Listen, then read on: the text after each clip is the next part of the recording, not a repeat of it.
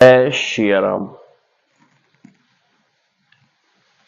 तिन्ह के मरण एक विधि होई, कहूँ बुझाई सुनहु अब सोई। द्विज भोजन मख होम सराधा, सब कई जाय करऊं तुम बाधा। उनका मरण एक ही उपाय से हो सकता है, मैं समझा कर कहता हूं, अब उसे सुनो। उनके बल को बढ़ाने वाले ब्राह्मण भोजन, यज्ञ, हवन और श्राद्ध, इन सब को जाकर तुम बाधा डालो। क्षुधा छीन बलहीन सुर, सहजे ही मिलहि आय। तब मरिहं की छाड़िहं भली भांति अपनाय। भूख से दुर्बल और बलहीन होकर देवता सहज ही में आ मिलेंगे, तब उनको मैं मार डालूंगा अथवा भली भांति अपने अधीन करके सर्वथा पराधीन करके छोड़ दूंगा। मेघनाथ कहूं पुनिहंकरावा, दीन्ही सिख बलु बयरु बढ़ावा। जे सुर समर धीर बलवाना, जिनके लरबे कर अभिमाना। फिर उसने मेघनाथ को बुलवाया और शिखा बढ़ाकर उसके बल और देवताओं के प्रति बैर भाव को उत्तेजना दी। फिर कहा, हे पुत्र, जो देवता रण में धीर और बलवान है और जिन्हें लड़ने का अभिमान है, तिन्हि जीतिरन आने सुबांधी। उठ सुत पितु अनु शासन कांधी। एहि विधि सबहि आज्ञा दीन्ही, आपुन चल्यो गदा कर लीन्ही। उन्हें युद्ध में जीतकर बांध लाना। बेटे ने उठकर पिता की आज्ञा को सिरोधार्य किया। इसी तरह उसने सबको आज्ञा दी और आप भी हाथ में गदा लेकर चल दिया। चलत दसानन डोलत अवनी, गर्जत गर्भ श्रावहि सुर रवनी।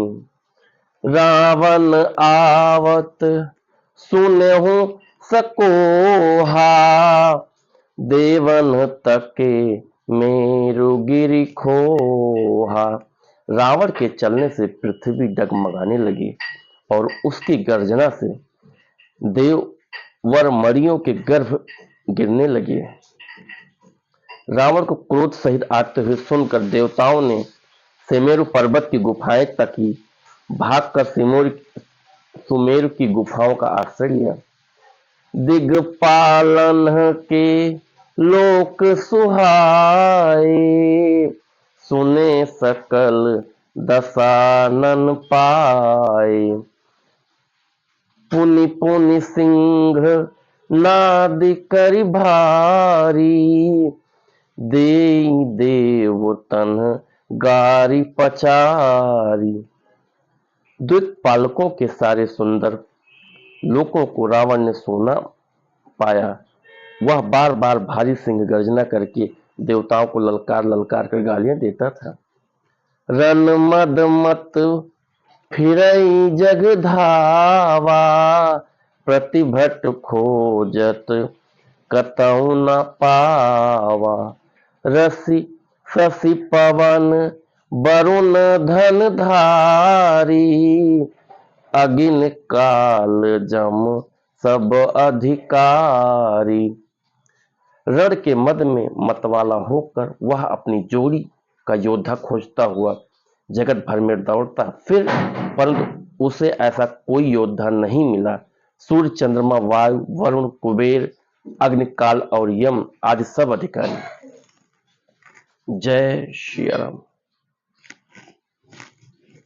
तो मित्रों, हमारी आज की 5 चौपाई श्री रामचरितमानस कंप्लीट हुई।